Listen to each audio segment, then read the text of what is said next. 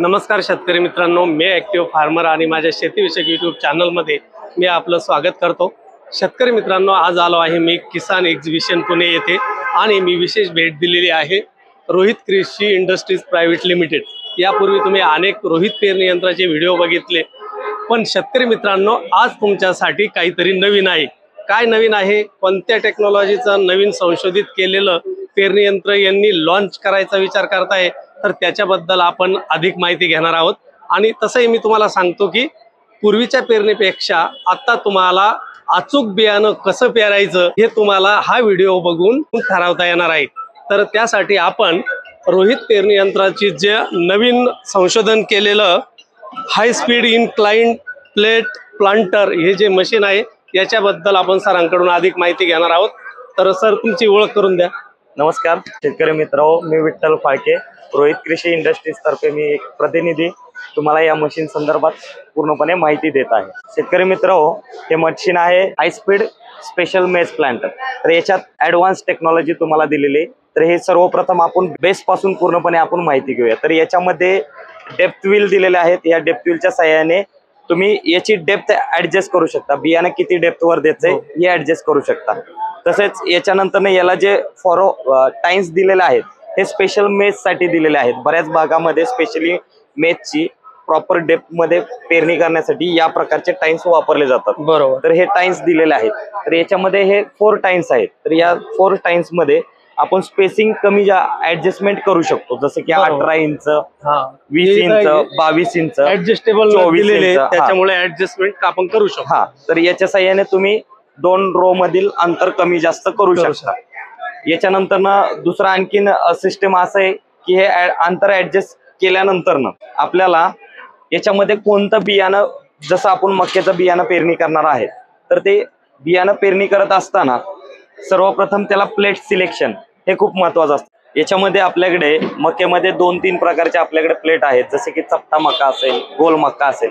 तर आपल्याला ते प्लेट घ्यायचे, तसंच त्या प्लेट सोबत त्याचं सिम पण दिलं जातं। हे सेट घेऊन आपल्याला याच्यामध्ये बसवायचे। हे बसवल्यानंतर हे जे खाचे आहेत तर याच्यामध्ये बियाणे प्रॉपरली बसलं जातं। एखादं डबल जरी बियाणं आलं तर ही जी ट्रिगर असेंब्ली आहे त्या ट्रिगर असेंब्ली मध्ये एक्स्ट्रा आलेलं बियाणं ते पूर्णपणे बॉक्स मध्ये पुन्हा सेपरेट बियाणं केलं जातं। त्यातनं फक्त सिंगल बियाणं याच्यातून आतमध्ये जातं। चपटा आणि गोल बियाणं कोणतंही असलं तरी एकच बियाणं एका वेळेस अचूक जागेवर पडेल, अचूक जागेमध्ये पडलं जातं। त्याच्यानंतर याच्यामध्ये स्टार वापरलेला आहे।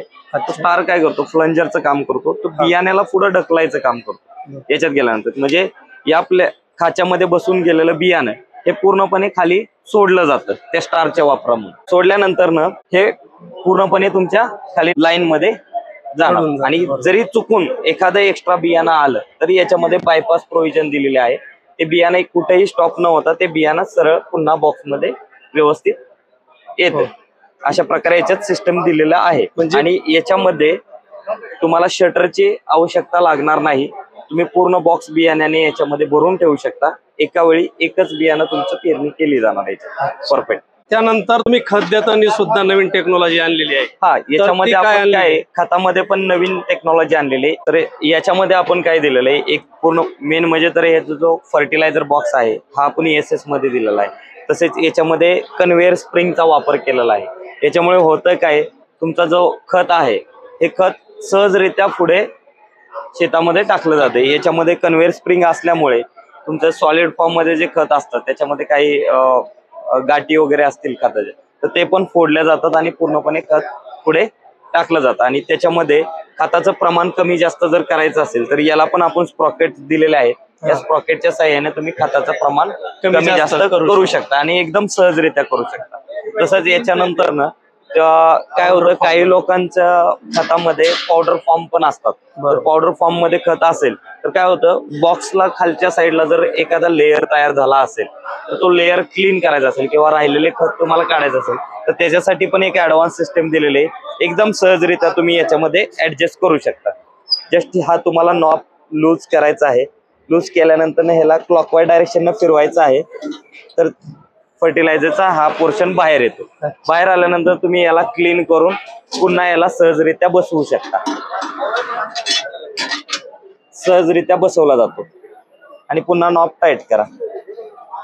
एवढं सहज इझी सिस्टम याच्यामध्ये दिलेलं आहे. याच्यामुळे होतं काय, तुमच्या खताचा पूर्ण बॉक्स हा पूर्णपणे क्लीन सर्व्हिसिंग व्यवस्थित केली जाते आणि खताचं प्रमाण पण याच्यात पूर्णपणे ऍडजस्ट होतं किंवा राहिलेलं खत पण सहजरित्या याच्यामध्ये तुम्ही काढू शकता. तर शेतकरी मित्रांनो, भविष्यातही याचे प्रत्यक्ष डेमोचे व्हिडिओ देखील तुम्हाला बघायला मिळतील. आज तुम्हाला ही बेसिक माहिती आणि हे तुम्हाला कसं फायदेशीर ठरणार आहे आणि अचूक पेरणी होणार आहे, कारण की आजकाल अचूक पेरणी करण्यासाठी आपल्याला भरपूर खर्च मशीनवर करावा लागतो, तर तिथे हे अव्वल ठरणार आहे.